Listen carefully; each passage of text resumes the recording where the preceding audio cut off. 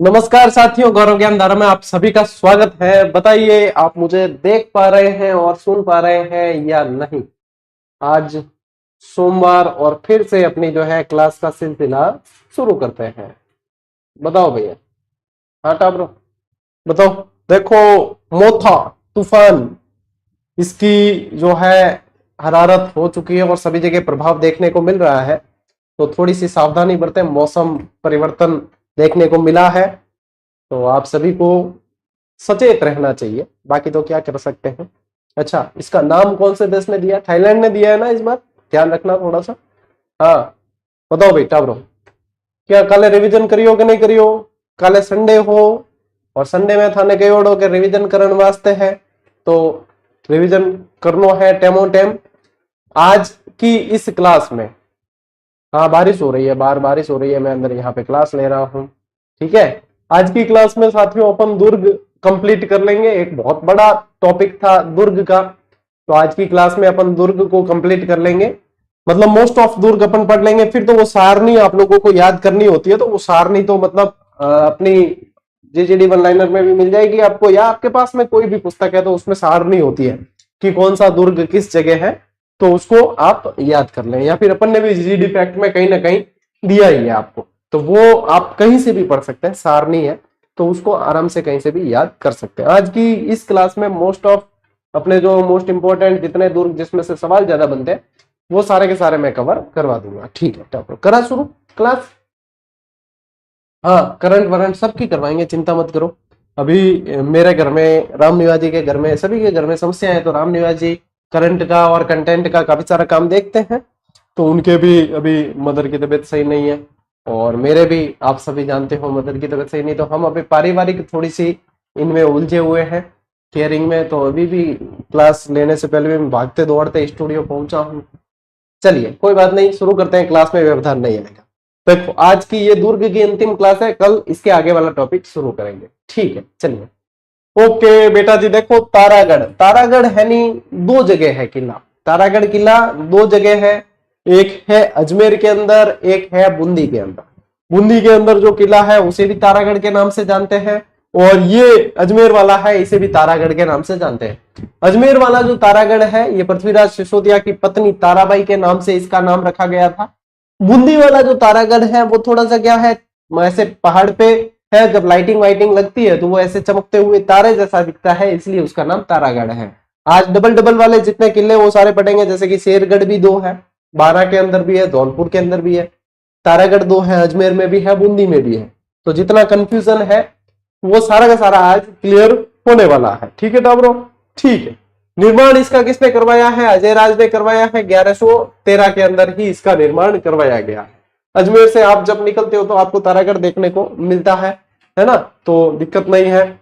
चलिए, उपनाम देखो इसके, अजय मेरू गढ़ बीठली। अब गढ़ बीठली इसका नाम इसलिए है क्योंकि विठल दास गौड़ जो है शाहजहां का एक सेनाध्यक्ष था, उसने यहाँ पे कुछ समय तक इस दुर्ग का प्रशासन संभाला था, तो इसलिए गढ़ बीठली है। कई जने कहते हैं यहाँ पे बीठली नामक एक पहाड़ी है। क्या कहते हैं? बीठली नामक एक पहाड़ी भी है, इसलिए भी गढ़ बीठली इसका नाम है। अरावली का अरमान इसे कहा जाता है, राजपुताने की कुंजी कहा जाता है, राजस्थान का नाका इसे कह दिया जाता है। राजस्थान का नाका भी दो उपनाम आपको देखने को मिलेंगे। एक इंसानों में यदि व्यक्तिगत पूछा जाए आपको व्यक्तित्व के अंदर, तो वो कहा जाता है केसरी सिंह बारट को, और वैसे यहां दुर्गों में पूछा जाए तो ये कहता है आप लोगों को यहाँ पे क्या क्या, ब्लैक कलर मत पहना करो सर, नजर लग जाएगी। लागी तो लागी कि दैन कौन अपा, मतलब यूं है पुरुषान थोड़ी नजर लागे रहे, मिनका नजर नहीं लागे, टाबरा डिजन दुजन उन लागे है, अपन को कौन नजर लगे। ये दाढ़ी इतनी काली इसलिए रख रखी है कि काला टीका लगाने की जरूरत नहीं पड़ती।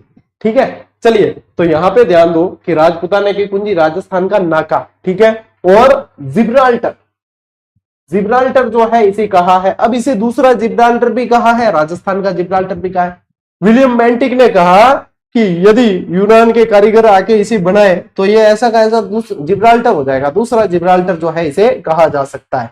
तो ये जिब्राल्टर के नाम से मोस्ट इंपॉर्टेंट सवाल है, ये पूछा जाता है।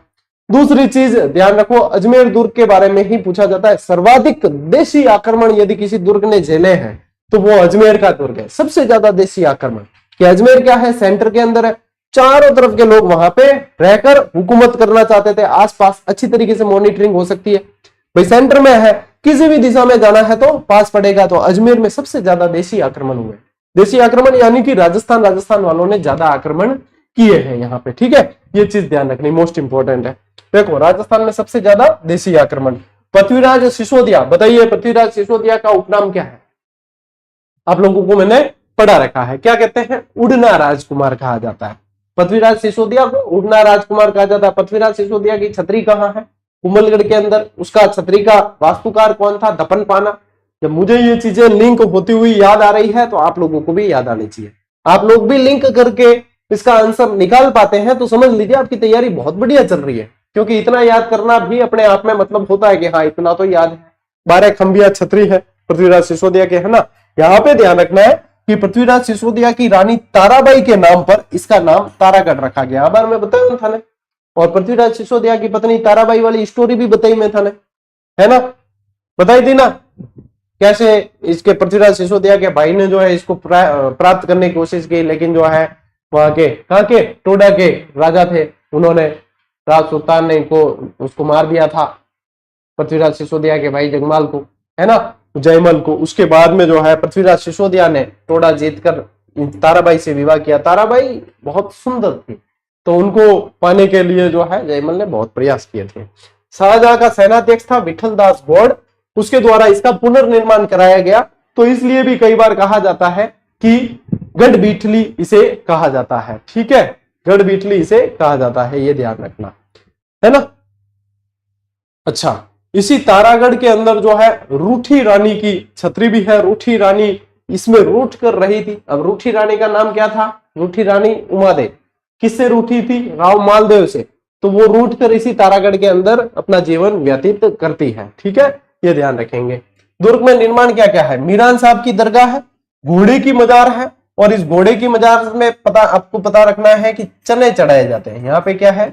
चने चढ़ाए जाते हैं घोड़े की मजार में, क्योंकि घोड़ा क्या खाता है? कई जना कहते हैं गुरु जी घास, कि कैसे कि घोड़ा घास से दोस्ती करेगा तो खाएगा क्या? कई जने कहते हैं तो घास भी खाता है, चने उसके फेवरेट होते हैं। हॉर्स पावर, ठीक है, हॉर्स पावर कैसे आती है? इतनी ताकत वो आती है चने खाने से, है ना। तो आप भी चने खाओ, आप भी स्फूर्ति बहुत आएगी, भागोगे घोड़े की तरह एकदम, कभी थकोगे नहीं। तो ये घोड़े जो है ये आप लोगों को ध्यान रखना है, घोड़े की मजार। रूठी रानी की छतरी है, चश्मा ए नूर है। चश्मा ए नूर क्या है? एक झरना है, एक झरना है, चश्मा ए नूर एक झरना है। और इसके अलावा 14 बुर्ज भी यहाँ पे बने हुए हैं, ठीक है।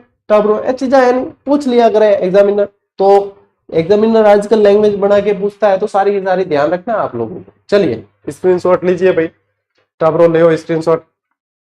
सर ये क्लास कितने बजे लगती है? 8 बजे बेटा, फिक्स टाइम है अपना, प्राइम टाइम 8 बजे। 8 बजे अपना ये डेली शो आता है, सोमवार से शुक्रवार। चलिए आगे बढ़ते हैं। तारागढ़ बूंदी वालों साथ साथ ही पढ़ेंगे ताकि आप लोग कंफ्यूज बिल्कुल ही नहीं होंगे। ब से बूंदी और ब से बरसिंह। बूंदी वाला जो तारागढ़ है उसका निर्माण किसने करवाया है? बरसिंह ने करवाया 1352 में। इसे कहा जाता है तिलस्मी किला। तिलस्मी यानी कि मतलब यूं चमत्कारी, चमत्कारी कह सकते हैं। तिलस्मी, तिलस्मी शब्द ही ऐसा है, मतलब कोई जादू टोना टोटका वगैरह ऐसा किया हुआ हो। ऐसा इसलिए कहते हैं कि इसके अंदर बहुत सारी गुप्त सुरंगें हैं। कहां निकलती है किसी को कोई पता नहीं, बहुत सारी गुप्त सुरंगें, इतनी सुरंगें वैसे कोई अपने जैसा कच्चा पुचा आदमी जाए ना डर जाए। तो इसलिए यहाँ पे जो है ये रुडयार्ड किपलिंग गया, इसने देखा भाई साहब अंग्रेज तो वैसे भी डरते हैं थोड़े से अपने यहाँ पे आके, है ना। अंग्रेज वैसे भी जैसे भारत के और राजस्थान के लोगों के मुकाबले अंग्रेज थोड़े से डरते हैं। तो इसमें क्या, इसने जाकर देखा है भाई साहब इतनी दुर्ग में सुरंगे उरंगे क्या है, ये किसने बनाया? रहे भूतों ने बनाया कि प्रेतों ने बनाया कि कुछ किसने बनाया? तो उसने कह दिया कि ये किला भाई साहब संभवतः किसी न किसी भूतों या प्रेतों द्वारा बना हुआ है। तो ये ध्यान रखना है। ऐसे कैसे रुडयार्ड किपलिंग को वो दुर्ग मेहरानगढ़ बहुत बढ़िया लगा था, क्या व्यवस्थित जगह पे बना हुआ है। नीचे देखो ये बहुत बढ़िया शानदार राजस्थान का ताजमहल जसवंतड़ा बना हुआ है, और ये और बहुत अच्छी बनावट है इसकी। तो उसने कहा कि ये तो भाई देवताओं ने बनाया है, देवताओं या फरिश्तों ने बनाया। यहाँ पे गया डर गया, तो यहाँ पे कहा कि भूतों और प्रेतों ने बनाया है। तो इस तरीके से चीजें याद रखनी है आप लोगों को। ठीक है। क्या इसके बारे में रुडयार्ड किपलिंग कहता है कि यह दुर्ग मानव द्वारा तो भाई साहब नहीं बना है, बल्कि भूत प्रेतों द्वारा बनवाया गया किला है। इसके अंदर एक गर्भ गुंजन तोप पड़ी है, शक्तिशाली तोप है। मैंने अभी आपको 2 दिन पहले एक 1 मिनट शो दिया था, जिसके अंदर आपको जयबाण तोप और गर्भ गुंजन दोनों के बारे में बताया था। अच्छा, आज की क्लास में भी मैं गर्भ गुंजन के बारे में और बताऊं था ना, गर्भ गुंजन को फोटो भी बताऊं और इन विशेषता भी इन्हीं बताता हूं। ठीक है, पहले देखिए आप दुर्ग में इसमें और क्या क्या निर्माण किया गया। चित्रशाला, जिसे रंग विलास महल के नाम से जानते हैं, रतन महल है, फूल महल है, दीवाने आम है, नौबत खाना है, जीवरखा महल है और रानी जी की बावड़ी, वो भी इसी दुर्ग में बनी हुई। अब देखो ये लाइटिंग पड़ती है ना ऐसे, तो ये क्या ऐसे लगता है जैसे कि आसमान में कोई तारा चमक रहा है, दूर से देखने पर ऐसे लगता है, इसलिए इसे तारागढ़ कहा जाता है। ठीक है, चलिए लीजिए स्क्रीनशॉट। सर मैं बूंदी में हूं, बट मैंने तारागढ़ दूर से ही देखा। यही है कुमार कह के फुटोड़ी में हवे भाई चीज है। घर के पास में कोई चीज हो तो कदर इतनी नहीं होती, बाहर से विजिटर आके देख के चले जाते हैं। गर्भगुंजन तोप है, ये पड़ी गर्भगुंजन तोप। अब आपको अगर गुरु जी तोप ऐसी कैसे है, ये तोप जैसी दिख नहीं रही है। तो तोप जब भी बनती थी ना, तो ये ऐसे नली बनाई जाती थी, तोप पहिए अलग से लगते थे। जैसे जयबाण तोप में अपन ने पढ़ा है कि जयबाण तोप 1720 में सवाई जय सिंह ने बनाई है, लेकिन उसके पहिए जो है सवाई राम सिंह द्वितीय ने लगवाए हैं। तो ऐसे कैसे ये जो है आपके गर्भगुंजन तोप है, यहां से भाई साहब इसके झंकार इतनी खतरनाक उठती थी कि पेट में मतलब आटा पड़ जाता, पेट में झंकार उठती। तो पेट को क्या बोला जाता है, गर्भ पूरा गूंजने लगता था, इसलिए कहा जाता है गर्भ गुंजन। क्या कहा जाता है, गर्भ गुंजन तोप कहा जाता है। इतनी खतरनाक थी कि इसका पलीता लगाने के बाद, पलीता समझते हो, एक पटाखा है अपना, ठीक है, और अपन ने ऐसे लगाया, माचिस लग रही है, फिर अपन बार बार ऐसे करते, अरे लग गया लग गया। मारवाड़ी में क्या हुआ, सूर सूरी लागे ना धके बोई, इसमें पलीता, यानी कि इसके भी भाई ऐसे सूर सूरी लगाते हैं, बड़ी होती है तो पे तो बड़ा होगा, ऐसे तो नहीं है नहीं कि भाई भागने का मौका ही नहीं मिला, फूट गई नहीं। तो इसका जब पलीता लगाते थे, तो पलीता लगाने के बाद में जो तोपची होते थे ना, तोपची जो पलीता लगाते हैं, वो पानी में कूद जाते थे। क्या होता है, आवाज पानी में, अपन जैसे अपन भी रहेंगे, एक सोचने की बात है, अपन पानी में रहेंगे तो बाहर कोई आवाज गूंज रही है तो पानी में अपने को इतनी महसूस नहीं होगी। अब एक टाबर कहो 1 मिनट शो बनाया उन्होंने, वो साइंटिस्ट हो, टाबर साइंस से था, ने कहा गुरुजी इसमें पानी में तो वेलोसिटी साउंड की बहुत ज्यादा होती है, वो तो ये पानी में क्यों कूदते थे। मैं कहो बिन जवाब भी दियो, मैं क्यों भाई वो तो साइंस पढ़ी वड़ा कौन आनी, तो पानी में कूद जाता, बाणे प्रभाव कम हो तो बाणे कान में गुंजन नहीं होता, कूद जाता बस। मैं साइंस नहीं पढ़ी वड़ा, साइंस पढ़ी वड़ा होता तो पानी में भी नहीं कूदता, है कि नहीं। तो बर्ड्स लगा देता काना में। आपने मतलब जो चीज दे रखी है इतिहास के अंदर, सीधी सीधी पढ़ना है। एग्जामिनर इस तरीके से पूछेगा, एग्जामिनर यूं नहीं पूछेगा वेलोसिटी कितनी है, क्या है, ये है फलानी टीम की, इतनी बातें करनी क्यों है, फालतू दिमाग लगाओ ना, सिलेक्शन नहीं हुआ है। और सीधा सीधा जितना समझना है उतना लगाओ, अनावश्यक दिमाग नहीं लगाना। ठीक है, चलिए। अपने विशाल आकार और मारक क्षमता के लिए जानी जाती थी, इसे चलाया जाता तो गूंज से उधर में झंकार उठ जाती, आवाज इतनी भयानक थी कि इसका पलीता लगाने के बाद तोपचियों को पानी में कूदना पड़ता था। अब कोई तो अपर पुरखा रियोड़ा है, तो कोई तो मतलब ध्यान हुई जने ना। देखो गुप्त काल के अंदर साइंस कितनी डेवलप थी, कितना उन्होंने ज्योतिष विद्या कर ली थी। तो यानी कि अपने से वो 2000 साल पहले भी यदि अपन देखें, बहुत अपने से ज्यादा जानते थे, उनको साइंस का वैसे भी अच्छा नॉलेज था। तो ए तोपची भी भाई साहब है, तोपची हा है, अपा बंदूकची भी कौन हा, और ए तोपची हा, तो आने ज्यादा ध्यान है अपन। तो की फर्क पड़ता हुई जने कूदता ना पानी में। इसके अलावा बूंदी में भवानी तोप भी है और विष्णु तोप भी पड़ी है, ये भी ध्यान रखें आप। चलिए, तो मैं तो एडो हूँ, देसी आदमी हूं, तो मैं देसी तरीके को सोच लिया करूं। टावरा ने भी देसी आदमी देसी तरीके में बता दियो कि यहाँ याद रख लो, बस इतो ही काम पड़ी एग्जाम में। चले आगे बढ़े।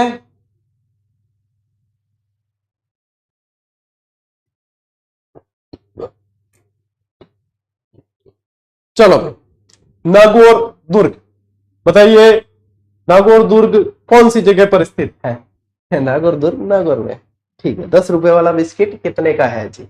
निर्माण कैमास द्वारा, कैमास का ही पूरा नाम था कदम्बदास, कदम्बवास, कदम्बदास इसका पूरा नाम था। पृथ्वीराज चौहान का संरक्षक रहा है। कैमास ने क्या हुआ कि एक बार कैमास यहां से जा रहा था, अही छत्रपुर नागौर चौहानों के आसपास की, मतलब चौहानों की उत्पत्ति वहीं है, छत्रपुर से मानते राजधानी रही हुई है।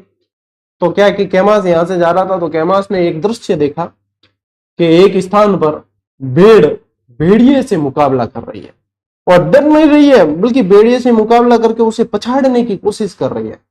कैमास ने कहा भाई साहब ये भेड़ की प्रवृत्ति तो नहीं है, जरूर इस जमीन के अंदर कुछ न कुछ ऐसा है जो इसको इतनी ऊर्जा दे रहा है, इसको इतनी सकारात्मकता दे रहा है कि ये भेड़ जो है इस भेड़िए से मुकाबला कर रही है और भेड़ियों को पछाड़ने की पूरी कोशिश कर रही है। जरूर इस जमीन में कुछ न कुछ ऐसा है। तभी कैमास के दिमाग में आया कि यहां पे एक किला बनाना चाहिए, तो यहां पे बना दिया उसने नागौर का किला। तो नागौर के किले का निर्माता कौन था? कैमास था, जो पृथ्वीराज चौहान तृतीय का संरक्षक भी रहा हुआ है। ध्यान रखें बेटा, बहुत अच्छी जानकारी है। उपनाम देखो, नागदुर्ग, नागाना दुर्ग, अहिछत्रपुर दुर्ग। इस किले से अमर सिंह राठौड़ की शौर्य गाथाएं जुड़ी हुई है। अब अमर सिंह राठौड़ बगावत के समय कहां रुके थे? उन्हें कौन सी जागीर दी गई थी? उन्हें नागौर की जागीर दी गई थी, है ना? ठीक है। इसकी आकृति ऐसी है कि इस पे दागे हुए जो गोले हैं इसको क्षति पहुंचाए बिना ही सीधे निकल जाते हैं। एक्चुअली ये सही कोई मतलब सही तरीके से बना हुआ नहीं है। इसकी आकृति बनी हुई इस तरीके से ही है कि इस पे जो है गोले क्षति पहुंचाते नहीं, सीधे पार हो जाते थे। तो इस पे तोप के प्रभाव जो है कम होते थे इस पे। और ये भी ध्यान रखें कि इसे जो है यूनेस्को इसको अवार्ड ऑफ एक्सीलेंस भी दे चुका है, इस किले को, नागौर वाले। ठीक है।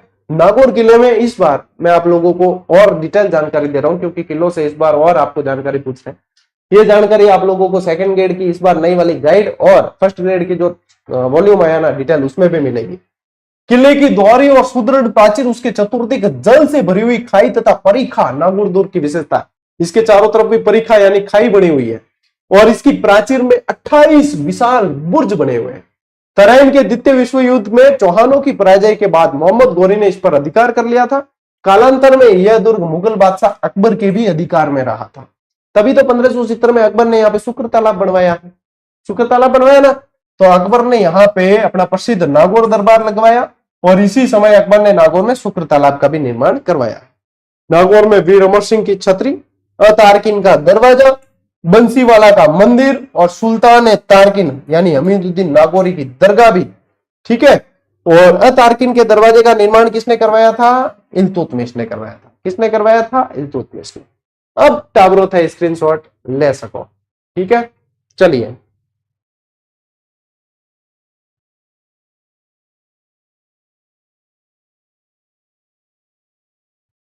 बढ़े आगे। ओके, जूनागढ़। मारवाड़ी में जूनो किने के? अपा होलिया के दिन केड़ा कपड़ा पहनो? नया के जूना? जूना यानी पुराना। ठीक है। कई बार ऐसा लगता है होली के यार, अब जैसे नए व्हाइट कपड़े पहनते, अरे अपार बचपन में तो मतलब जितना जूना कपड़ा आनी क्या मतलब बहुत कोट के गालीवड़ा होली के दिन भी नहीं निकालता, क्योंकि अपार सब ने मम्मिया एक जड़ी है। अपा कह दियो ना नया कपड़ा सफेद पहनना है, भाई साहब कुटाई हो जाती पर सफेद तो नहीं पहन देता, क्योंकि बाद में कपड़ों की भी कुटाई करनी पड़े। तो पुराने पुराना पुराना यानी जूना। जूनागढ़ यानी कि पुराना किला है। पुराना किला है यानी कि बीकाजी की टेकरी एक किला बना था, उसको फिर बाद में पुनर्निर्माण करवा के जूनागढ़ बनाया। क्या बनाया था? जूनागढ़। कहाँ है? बीकानेर के अंदर। निर्माण राव बीकानेर, पुनर्निर्माण राय सिंह ने। उपनाम राती घाटी का किला और जमीन का जेवर। इसे मोस्ट इंपोर्टेंट कर देना इस उपनाम को। इसे जमीन का जेवर कहा जाता है। इसे क्या कहा जाता है? जमीन का जेवर कहा जाता है। इसके बारे में कहा जाता है कि दीवारों के भी कान होते हैं, लेकिन जूनागढ़ की दीवारें बोलती है। मुहावरा क्या है? कहावत क्या है? दीवारों के भी कान होते हैं, धीरे बोलो रे कोई सुन लेगा, है इसलिए कहते हैं इसकी दीवारें बोलती है। यानी कि इसको बनाया इस तरीके से गया है कि इसकी दीवारें खुद इसकी जो है कलाकृति बोल के बताती है कि इसमें ये विशेषताएं हैं। ठीक है ना। प्रमुख द्वार देखो, इसके अंदर करण पॉल है, चांद पॉल है, दौलत पॉल, फतेह पॉल, रतन पॉल, सूरज पॉल, ध्रुव पॉल। इतनी सारी पौड़ा है। पॉल बताई बड़ी मैं था ने, है ना। पॉल यानी कि बहुत बड़ा जो है एक दरवाजा होता था, उसे पॉल कहते थे, है ना। पॉल बोलते थे। लास्ट क्लास में ही बताया है। जूनागढ़ के बारे में और जानकारी देखो, ये धानवन दुर्ग की श्रेणी में आता है, क्योंकि जमीन पे बना हुआ है, इसीलिए इसको जमीन का जेवर कहते हैं। चतुर्भुजाकृति का है और किले में 27 विशाल बुर्ज है और लगभग 40 फीट ऊंची है ये बुर्ज। कितनी है? लगभग 40 फीट ऊंची है। आजकल इस तरीके से इस पैटर्न पे सवाल पूछ रहे हैं, इसलिए मुझे ये डिटेल भी आप लोगों को बतानी पड़ रही है। सूरज पोल पर राय सिंह प्रशस्ति उत्कीर्ण, मान लो पूछ ले तो कि तुम मजो आ जी। सूरज पोल के दोनों तरफ जयमल मेड़तिया और फतेह सिसोदिया की गजारूढ़ मूर्तियां हैं। गजारूढ़ मूर्तियां हैं, गजारूढ़ यानी हाथी पर बैठे हुए, ठीक है, हाथी पर बैठी हुई यहाँ पे मूर्तियां, ऐसे कैसे आगरा किले में भी है। जूनागढ़ दुर्ग में बने भवनों में हिंदू मुस्लिम कला शैलियों, बनावट राजपूती और अलंकरण मुगल शैली में इसका सबका सम्मिश्रण किया गया है, क्योंकि बीकानेर जो है देखो सभी का प्रभाव रहा है इसमें से, तो यहाँ पे जो है ये सम्मिश्रण किया गया है। प्रमुख भवन के अंदर राय सिंह का चौबारा, फूल महल, चंद्र महल, गज मंदिर, अनूप महल, रतन निवास, रंग महल, कर्ण महल, दलील निवास, छत्र महल, लाल निवास, सरदार निवास, गंगा निवास, चीनी बुर्ज और आप लोगों के सुनहरी बुर्ज, विक्रम विलास, सूरत निवास, मोती महल, कुंवर पदा और जालीदार बारह दरिया, ये सारे का सारा निर्माण जूनागढ़ किले के अंदर है। अब देखो एग्जामिनर लेवल बढ़ा हुआ तो अपने भी लेवल बढ़ाना पड़ा, तो ऐसी सारी चीजें जो है, यानी कि यहाँ के शासकों के भी नाम याद है ना आप लोगों को, तो भी आप आधे तो महलों के नाम वैसे ही याद कर लोगे, ठीक है। तो ये जो है आप लोगों को ध्यान रखना है। हाँ, आगरा किले से राय सिंह यहाँ पे लाया था, क्योंकि पहले आगरा किले में अकबर ने जो है मूर्तियां लगवाई थी, फिर राय सिंह यहाँ पे जूनागढ़ के अंदर ले आया, क्योंकि राय सिंह अकबर के अधीन ही था, तो वो यहाँ पे बीकानेर ले आया था। तो ऐसी ही मूर्तियां आगरा किले में लगवाई गई थी, यानी कि यही लगवाई गई थी। ओके, बढ़े आगे। अब देखो ये जो कोसवर्धन दुर्ग है ना, इसे ही शेरगढ़ कहा गया। अब ये शेरगढ़ बारा के अंदर है और ये शेरगढ़ धौलपुर के अंदर है, और लेकिन दोनों का नाम शेरगढ़ जो है ना, वो शेरशाह सूरी ने इसका पुनर्निर्माण करवाया है, इसलिए अफगान शासक शेरशाह सूरी के पुनर्निर्माण करवाने के कारण इन दोनों का नाम शेरगढ़ पड़ा है, ठीक है। तब देखो इनमें कोसवर्धन दुर्ग इनको निर्माण करवायो नागवंशी शासक करवायो है, पुनर्निर्माण शेरशाह सूरी, तो उपनाम इनको क्या होगा, शेरगढ़। यह जल दुर्ग की श्रेणी में आता है, जो परवन नदी के किनारे पे बना हुआ है। और ये जो शेरगढ़ है, इसका निर्माण तो मालदेव ने करवाया है, लेकिन पुनर्निर्माण शेरशाह सूरी ने। उपनाम है इसके धौल दोहरागढ़ और दक्षिण का द्वारगढ़, ये इसके उपनाम है। और दुर्ग में निर्माण क्या है, मीर सैयद की मजार है और हुंकार तोप है, ये पड़ी देखो हुंकार तोप। तो ये भी ध्यान रखना है आप लोगों को कि हुंकार तोप कौन से किले के अंदर है, ठीक है। हाँ चलो टालो, ले स्क्रीनशॉट। आगे बढ़ते हैं, और शाहबाद किला बारा का है। शाहबाद किले के अंदर आप लोगों को ध्यान रखना है, आपको पूछेंगे अलल पंख वाला हाथी, है ना, यानी कि पंख वाले हाथी को बोलते हैं अलल पंख, इसको करना पंख, पंख वाला हाथी। निर्माण इसका चौहान मुकुटमणि देव ने करवाया है। शेरशाह सूरी और औरंगजेब के ये अधीन रहा है, यानी अफगानों के भी अधीन रहा है, मुगलों के भी अधीन रहा है। इसे सलीमाबाद के नाम से भी जाना गया है। और इसमें अलल पंख, ये देखो मैंने यहाँ पे फोटो शामिल किया है, यहाँ पे देखो पंख वाला हाथी जो है, ये मूर्ति आपको दिख रही है, तो इसको बोला जाता है अलल पंख, पंख वाले हाथी की मूर्तियां मिली है। और नवलबान तोप जो है वो इस किले के अंदर ही उत्कीर्ण है। ये शिलालेख मैंने इसका साथ में शामिल किया है, तो इसको आप बाद में पढ़ लेंगे। हाँ, लास्ट 2-3 क्लास की पीडीएफ देनी है, वो मैं आज नाइट में देता हूँ आपको पीडीएफ टेलीग्राम पे, ठीक है ना।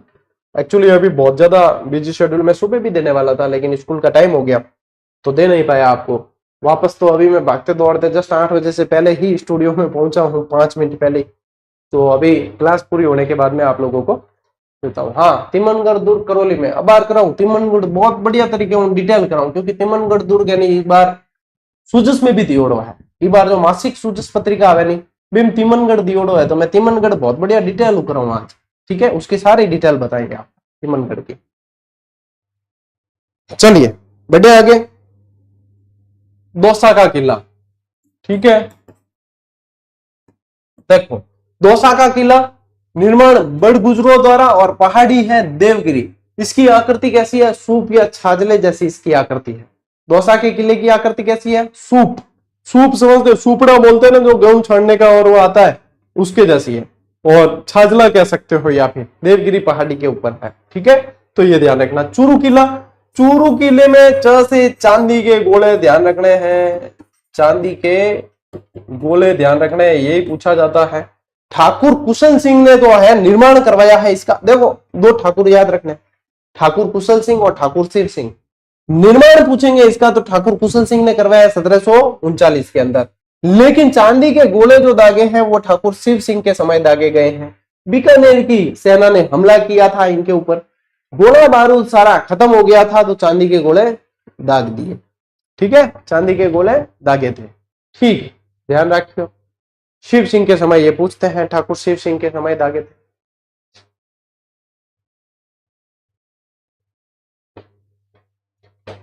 इसके बाद में लास्ट टाइम नहीं पढ़ाया था, इस बार पढ़ा रहा हूं आप लोगों को सोजत का किला। अब सोजत जब नाम याद आए तो याद रखना, सोजत में एक प्रश्न पूछते हैं कि राजस्थान में मेहंदी कहाँ की प्रसिद्ध है, तो मेहंदी आपके सोजत की प्रसिद्ध है। कहाँ की प्रसिद्ध है? सोजत की मेहंदी बहुत ज्यादा प्रसिद्ध है। देखो लघुगिरी दुर्ग जो है, सोजत का किला वर्तमान पाली जिले में जोधपुर से लगभग 110 किलोमीटर दूर है। सूखड़ी नदी के मुहाने पर बसा है सोजत। इसे शुद्ध दंती के नाम से भी जानते हैं। एक प्राचीन स्थान है जो लोक कहावतों के अंदर तांबावती या तमरावती नगर के नाम से भी प्रसिद्ध था। यानी कि आम बोलचाल में इसे तांबावती या तमरावती नगर के नाम से भी जानते थे उस समय। सभ्यता नहीं है ये, ध्यान रखना, इसे इस नाम से जानते थे।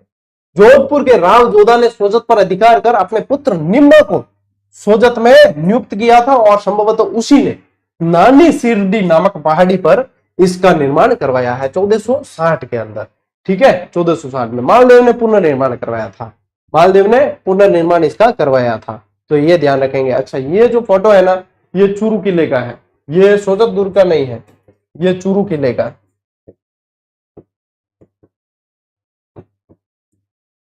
ठीक है, जब जब मैं जहां जहां घूमने जाऊंगा, इनको देखने जाऊंगा, तो मैं आप लोगों को यहाँ पे मिलने वाले शिलालेख और इनसे कोई प्रमाणिक जानकारी होगी या ये चीजें देखने को मिलेगी तो फोटो टेलीग्राम पे डाल दूंगा, आप भी देख लेना। वैसे ये अभी इंटरनेट से उठाया गया है। ठीक है, चलिए। गुरुजी सोजत से हम हैं, ओके। मेहंदी बहुत प्रसिद्ध है वहां की। आगे बढ़ते हैं। बाला किला। अब बाला किला है ना, आज के समय में एग्जामिनर का सबसे फेवरेट किला है, इसलिए बाला किले में सिर्फ ये जानकारी नहीं है, मैं आगे आपको इसकी डिटेल जानकारी इसी क्लास में देने वाला हूं। बाला किले में और भी दूंगा। ठीक है, अभी ध्यान रखें, बाला किला है कहाँ? अलवर में। खानवा युद्ध के बाद बाबर यहाँ रुका था और सलीम यानी कि जहांगीर को यहाँ 3 साल तक कैद में भी रखा गया था। कौन सा किला? बाला बाला बाला बाला बाला बाला। कंकनवाड़ी का किला कहाँ है? अलवर में। निर्माण सवाई जय सिंह ने करवाया और इसमें दारा सिखों को बंदी बनाकर रखा गया। देखो मुगलों के है ना राजकुमारों को भी बंदी बना के रखने के लिए राजस्थान के किले ही काम आए थे। क्या राजस्थान के किले कितने मजबूत हुए होंगे जब मुगलों को भी यहाँ के किलों पे भरोसा था, है कि नहीं? जब ये ध्यान रखना अपने को। हाँ, बाला किले को कुंवारा किला भी कहा जाता है, 52 दुर्गों का लाडला कहा जाता है, सारी चीजें बताओ। ठीक है, इसके अलावा देखो मांडलगढ़ का दुर्ग कहाँ है? भीलवाड़ा में। नदी बनास बेड़च मेनाल के त्रिवेणी संगम पर है। आकृति है मंडल आकृति है, मंडल के जैसी आकृति है इसकी। अकबर ने महाराणा प्रताप के विरुद्ध यहाँ युद्ध नीति बनाई थी और मेवाड़ का प्रवेश द्वार भी इसे कहा जाता है। यहाँ पे 4 भुजा मंदिर और उंडेश्वर मंदिर है और 7 प्रवेश द्वार भी है इसके अंदर। इसके अंदर कितने? 7 प्रवेश द्वार है। ठीक है, और कौन टाबर रोयर है कमेंट में? देखो, चाहे परिस्थिति कैसी भी हो, रोना नहीं चाहिए। और जो रोता है तो भगवान भी देखता है कि जब इसके पास में हाथ पैर दिमाग सब सलामत है फिर भी रो रहा है तो क्या रो। फिर भगवान भी कहते हैं क्या रो फिर तू। जब तेरे पास में सब कुछ है, प्रयास करने भर की कमी है या प्रयास कर भी रहे हो, सफलता नहीं मिल रही है, तो कब तक नहीं मिलेगी? हमने भी संघर्ष किया है लाला, तुम्हें भी संघर्ष करना पड़ेगा। हर व्यक्ति को जिसको सफल होना है संघर्ष करना ही पड़ेगा। तो ये रोना धोना छोड़ो, जैसी परिस्थिति है उसको स्वीकार करके आगे बढ़ना पड़ेगा। रोने धोने मतलब मेरे को बताओ, रोने से मन तो हल्का हो जाता है, लेकिन क्या समस्या का समाधान होता है? नहीं। समस्या का समाधान होता है जब हम रोना छोड़कर उसको दूर करने के लिए प्रयास करते हैं। सभी के जीवन में संघर्ष लिखा है बेटा। मैं अक्सर तुम्हें कहा करता हूं, किसी के वसीयत में आसमान नहीं लिखा जाएगा, उड़ान तय करेगी कि कौन कितना ऊंचा जाएगा। जिनके मतलब संघर्ष नहीं लिखा है ना, जिनके पास में पुछता नहीं पैसा है, वो तो वैसे ही मौज कर रहे हैं, वो तैयारी करने आते ही नहीं है, तो क्यों रो रहे हैं? रोने के लिए तो पूरी जिंदगी पड़ी है, अभी 4 पल जी लो बढ़िया तरीके से। बटनेर का दुर्ग उत्तर बड़ किवाड़ के भाई दूर ने है कटे हनुमानगढ़ के पाए। निर्माण कौन करवाया? भाटी से करवाया। भूपत भाटी द्वारा निर्माण है 3री शताब्दी के अंदर। नदी कौन सी है? गग्गर। शिल्पी कौन है? केकेया। शिल्पी कौन है? केकेया। ठीक है, चलिए, इस पर सर्वाधिक विदेशी आक्रमण हुए हैं। इस पे अब विदेशी आक्रमण क्यों होंगे बताओ? क्योंकि ये कहां है? विदेशी आक्रमण कहां होते हैं? बॉर्डर पर होते हैं। कहां होते हैं? बॉर्डर पर। सीमावर्ती दुर्ग है ये कहां है? सीमावर्ती दुर्ग है। ठीक है, उपनाम इसके उत्तरपड़ किवाड़, उत्तरी सीमा का प्रहरी। यहां पे ये ध्यान रखना है, तैमूर लंग ने आक्रमण किए, ये पूछते हैं। तो 1398 में तैमूर लंग ने आक्रमण किया तो हिंदू महिलाओं के साथ साथ मुस्लिम महिलाओं ने भी जौहर किया था, जो एक अलग तथ्य देखने को मिलता है राजस्थान के किलों में, इसलिए इसे याद करना है आपको। ठीक है, और तैमूर लंग कहता है भैया मैंने पूरे हिंदुस्तान में इतना मजबूत किला नहीं देखा, है ना। तैमूर लंग क्या कहता है? मैंने पूरे हिंदुस्तान में इतना मजबूत किला नहीं देखा उत्तरबड़ किवाड़ जैसा, यानी कि उत्तरपड़ किवाड़ इसका उपनाम था। राजस्थान के 2 जिले हैं जिनको उत्तरपड़ किवाड़ के नाम से जानते हैं, एक तो भटनेर का किला और एक है जैसलमेर का किला, क्योंकि जहां जहां भाटियों का शासन रहा है उन्हें उत्तरपड़ किवाड़ के नाम से जाना गया।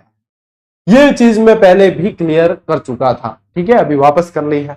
अब देखो, मैं थाने गयो ना, तिमनगढ़ दुर्ग जो है स्पेशल कराऊं, क्योंकि इस बार जो है सूजस में ये दिया गया है, और जब सूजस में कोई चीज आती है तो मैं उसे बहुत मोस्ट इंपॉर्टेंट मानता हूं, क्योंकि एग्जामिनर जो है सूजस को बहुत अच्छी तरीके से देखता है और उसमें से प्रश्न बनाता है। तो तिमनगढ़ में सिर्फ ये जानकारी नहीं है, अगली एक स्लाइड भी इसी से रिलेटेड है। ये करौली जिले के मासलपुर कस्बे के भोजपुर गांव के सागर तलहटी मार्ग के आगे स्थित है। इन्हों ज्यादा इन्हीं जानकारी नहीं दे सका, पूरा मैं एड्रेस बता दियो, पिन कोड छोड़। ठीक है, तो कहा है करौली जिले के मासलपुर कस्बे के भोजपुर गांव में सागर तलहटी मार्ग पर स्थित। ठीक है, अन्य नाम इसके क्या है? तमनगढ़, तिमनगढ़, त्रिभुवनगढ़, और इसे इस्लामाबाद या त्रिपुरा नगरी के नाम से भी जानते हैं। इस दुर्ग का निर्माण 11वीं शताब्दी के उत्तरार्ध में बयाना के राजा विजयपाल के पुत्र तहनपाल, जिसको तिमनपाल भी कहा जाता था या त्रिभुवनपाल भी कहते थे, उसने करवाया। इसीलिए इसका नाम क्या है? तिमनगढ़ है। इसका नाम क्या है? तिमनगढ़।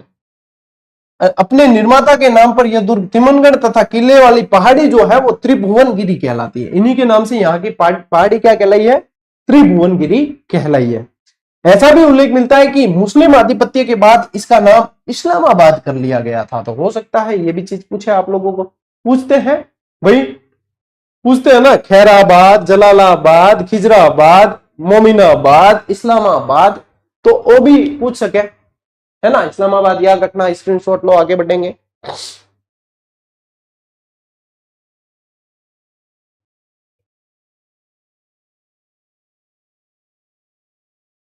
चलिए, लगभग 8 किलोमीटर की परिधि में विस्तृत है ये, और समुद्र तल से इसकी ऊंचाई है 1309 फीट। ठीक है, आप लोगों को बता ही दिया है कि ये त्रिभुवनगिरी पहाड़ी पर है, तो ये गिरी दुर्ग की श्रेणी में आती है।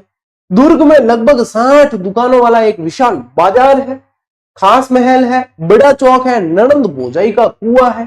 ठीक है, मोस्ट इंपॉर्टेंट, राजगिरी दुर्गाध्यक्ष के महल है इसके अंदर, सैनिकों के आवास गृह है।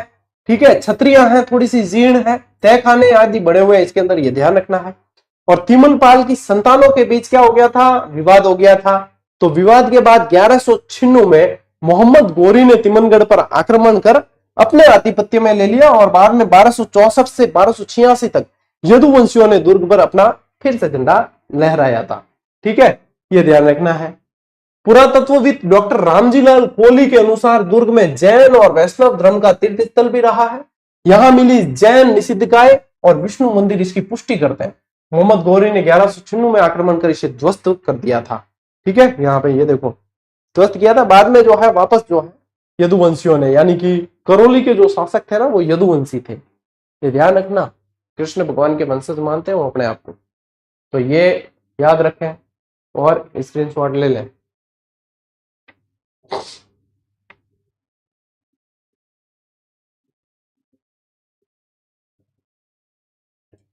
चलो टाबरो, कुचामन किलो, मैं कह ना बाला किला आपको वापस बताऊंगा। ये देखो बाला किले की जानकारी भी दूंगा, पहले देखो कुचामन किला।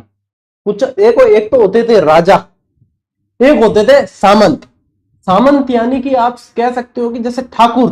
ठीक है, और ठाकुर के अधीन कोई गांव है, कोई जागीर है, कोई परगना है, और राजा के अधीन बहुत सारे परगने होते थे। तो ये कुचामन का जो किला है ना, इसे सामंती दुर्ग भी बोला जाता है। इसके बारे में कहा जाता है कि ऐसा किला रानी जाय के पास हो सकता है, पटरानी जाय के पास नहीं। क्या बोलते थे? ऐसा किला रानी जाय के पास हो सकता है, पटरानी जाय के पास नहीं। जागीरी किलों का इसे सिरमौर कहा जाता था। यानी कि जागीरी किसके पास थी? जागीरदारों के पास, सामंतों के पास जागीरें थी। उनके जितने किले थे उसमें से इसको सिरमौर माना जाता था। ये चीज आप लोगों को यहां से क्लियर करके चलनी है, नहीं तो क्या खाली रट्टा मारते हैं जागीर किलों का सिरमौर क्यों कहा जाता था, क्या कंसेप्ट है, वो यहां से आप लोगों को समझना है। अब जो पूछता है एग्जामिनर किसने निर्माण करवाया? भेड़तिया जालिम सिंह करायो सा। उपनाम क्या है? जागीरी किलों का सिरमौर है। आकार कैसा है? चील के घोंसले के जैसा आकार है। ये देख लो, यहाँ पे आप लोगों को नजर भी आ रहा है जैसे पहाड़ी पे चील का घोंसला पड़ा है। इसके बारे में कहा जाता है ऐसा किला रानी जाय के पास हो सकता है, महारानी जाय के पास या पटरानी जाय के पास नहीं हो सकता। ठीक है, अब ये आप लोगों को बता दिया। बार लारे जो नागोरो एक किलो आयो नहीं बी टाइम एक छोरो कमेंट कर दो गुरुजी चील के घोंसले जैसा, चील के घोंसले। अरे सब्र तो कर बेटा, धैर्य तो रख, चील रो घोंसलो भी बतावा था ने, ओ है चील रो घोंसलो। फोटो भी बता दा कि वो देख वो चील रो घोंसलो यहाँ दिखे। ठीक है, हाँ पास में जाके कभी भी चील का घोंसला पता भी होना, देखने मत जाना। चील मोर बुला दे, टाट पोली कर दे भाई साहब चील। ठीक है, कभी भी ऐसा नहीं कि चील का घोंसला है चलो देख के आते हैं। घोंसला क्यों बनाते हैं पक्षी? अंडे देने के लिए बनाते हैं, नहीं तो यूं रोता फिर ना। बने के घोंसले की जरूरत है, अंडे देने के लिए बनाते हैं। और अंडों के लिए, अपने बच्चों की सुरक्षा के लिए एक माता जितनी आक्रामक हो सकती है उतना कोई नहीं हो सकता। टाट पोली कर दे भाई साहब चील को घोंसला देखने की कभी मतलब गुस्ताखी मत करिए। बाला किला किस, देखो बाला किले के बारे में थोड़ी जानकारी पड़ी थी, अभी और पढ़ लेते हैं। हाँ हंसो मत बड्डो।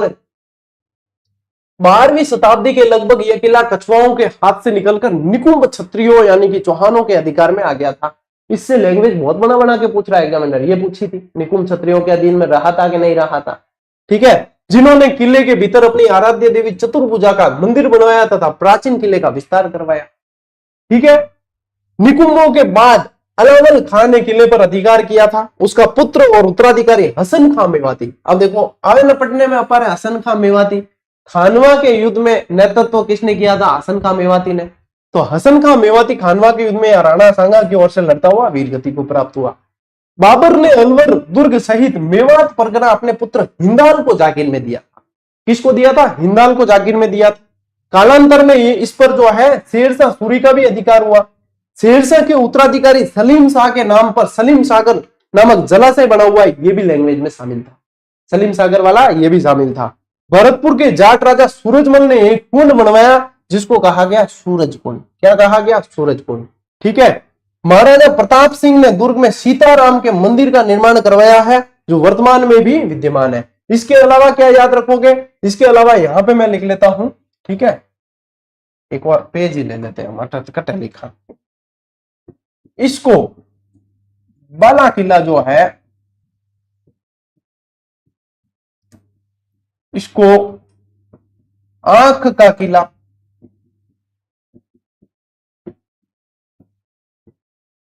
कुंवारा किला, बावनगढ़ का लाडला,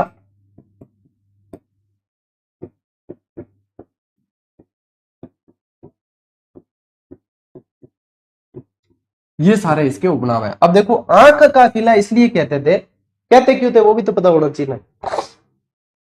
आंख का किला इसलिए कहते थे कि इसमें से है ना बंदूक चलाने के लिए बहुत सारे खांचे रखे हुए हैं, यहाँ है ना खांचा घना है, तो इसलिए ऐसा लगता था जैसे फिर उसके अंदर ऐसे कोई दीपक वीपक भी लगा दिए, कभी दिवाली वगैरह आई तो फिर यूं मतलब चमकती थी चीजें, तो ऐसे लगता था बहुत सारी आंखें हैं इसकी, गोली कहीं से भी चलती थी। तो इसलिए क्या दुश्मन कहते अरे भैया आंख वाला किला है ये तो कहीं से भी देख लेते हैं, अपन को नहीं दिखता, मतलब दुश्मन को नहीं दिखता, दुश्मन ऐसे सोचता अपन को नहीं दिखता, बाकी इसके बहुत सारी आंखें हैं ये कहीं से भी देख लेता है, तो इसका नाम आंख का किला। कुंवरा किला के इसको जीत नहीं पाते थे, तो क्या कोई जीत नहीं पाया, अधिकार नहीं पाया, तो ये कुंवरा है, तो इसलिए कुंवरा किला इसको कहा जाता था। बावनगढ़ का लाडला कहते थे इसको। ठीक है, कि आस पास के 52 दुर्गों के अंदर ये सबसे खास है, तो यहाँ बावनगढ़ को लाडलो कह देता, तो इन वास्ते इना इतना नाम है भाई। ठीक है, ध्यान रखियो इतिहास पढ़ो नहीं तो इतिहास से रिलेटेड बहुत सारी चीजें होया करे, तो बिना क्या है ध्यान रखो कि लाडला कहते थे। हाँ लाडला कहते हैं तो घणो लाडलो हो किलो। ठीक है, चलिए अब इसी के साथ अपने लाडले जी ये क्लास पूरी हुई और इसी के साथ दुर्ग भी पूरे, मोस्ट ऑफ तो मैंने करवा दिए, कुछ एक जो है आप लोगों को स्थान विस्थान याद रखना, सारणी वारणी तो वो पुस्तकों में दे रखी है, मैंने भी दी अपनी पुस्तक में, और आप लोगों के पास में मान लीजिए और कोई भी पुस्तक है तो उसमें भी दे रखी होती है, तो सारणी के अनुसार उन दुर्गों को भी याद कर लेना। 3 क्लास के अंदर आप लोगों को मोस्ट ऑफ दुर्ग करवा दिए हैं मैंने, ठीक है। तो अब जितनी डिटेल एग्जामिनर पूछता है उस डिटेल के आधार पर ये चीजें करवाइए, और अब टेस्ट सीरीज से अभ्यास तो आप कर ही रहे होंगे, हो सकता है 2-4 दिन बाद सिलेबस चेंज हो, ऐसा सुनने में आ रहा है। ग्रेड थर्ड एक प्रयोगशाला है भाई साहब, और ग्रेड थर्ड एग्जाम आए और ये आयोग वाले और विभाग वाले इस पे प्रयोग नहीं करें या इस पे कुछ करें नहीं तो हो ही नहीं सकता, या तो पैटर्न चेंज करते हैं या सिलेबस चेंज करते हैं या कुछ ना कुछ करते हैं। मैं तो भाई साहब धन धो गाने जो है हाथ जोड़ू पुणिया तक आयोग ने कि थाने एक्सपेरिमेंट करने आ ग्रेड थर्ड ही मिले के एग्जाम, घना जना आस लगा तैयारी करे रहे, इतना क्यों एक्सपेरिमेंट करो, और सिलेबस चेंज करना तो पहला कह दिया करो ना, आने डबल खर्चो हुई। अब सिलेबस चेंज हुए तो माने भी किताब अपडेट करनी पड़े, मजबूरी है, और स्टूडेंट ने भी पढ़नी पड़े पाछी लेयर, क्योंकि मजबूरी है, क्योंकि नौकरी प्राप्त करने को बार बार तो अवसर मिले नहीं। लेकिन अने ज्ञान कौन दे रहे, अने सलाहकार कौन है रे, जब कम टाइम में तो बताया नहीं छोरा ने। अब ये भी सुनने में आ रहा है कि भाई विज्ञप्ति आएगी तो सिलेबस जो है चेंज भी हो सकता है। देखा ऊंट किस करवट बैठता है, जिस करवट बैठेगा उसकी व्यवस्था करनी पड़ेगी। लेकिन इस बात की मैं गारंटी दे सकता हूं आप लोगों को कि ये जो टेस्ट सीरीज आप लोगों को मैंने उपलब्ध करवा दी है, इसको तो 3 करना, ठीक है, संशोधन करवाना है। जो टेस्ट सीरीज उपलब्ध करवा दी है, चाहे कितना ही सिलेबस वो चेंज कर दे या कैसे भी, इसमें आप लोगों को अतिरिक्त शुल्क मैं नहीं लगने दूंगा। जितना चेंज होगा, अपडेट होगा, वो इसी के अंदर आप लोगों को कर दूंगा मैं, ठीक है, नो अदर कॉस्ट, ठीक है। इसके अंदर जितना भी मेरे हाथ में जो चीज है वो मैं आप लोगों के लिए बिना कहे कर दूंगा। सेकंड ग्रेड वालों के लिए भी किया है ना, किया उनके लिए भी। फर्स्ट ग्रेड में तो चेंज ही इतना किया है कि हमें मजबूरी में नई टेस्ट सीरीज देनी पड़ेगी, बहुत ज्यादा उसमें तो बदलाव किया। सेकंड ग्रेड में ज्यादा नहीं था तो मैंने अपडेट करके वैलिडिटी बढ़ा के दे दी उसे। आप लोगों के भी जो है अपडेट कर देंगे इसे, कितना भी चेंज करें, मैं मेरी तरफ से भैया पूरा प्रयास करूंगा, ठीक है। चलिए आज की क्लास में साथियों इतना ही, अब मिलते हैं अपन अगली क्लास में, अगले सेशन में। तब तक के लिए राम राम, जय हिंद, पढ़ते रहना।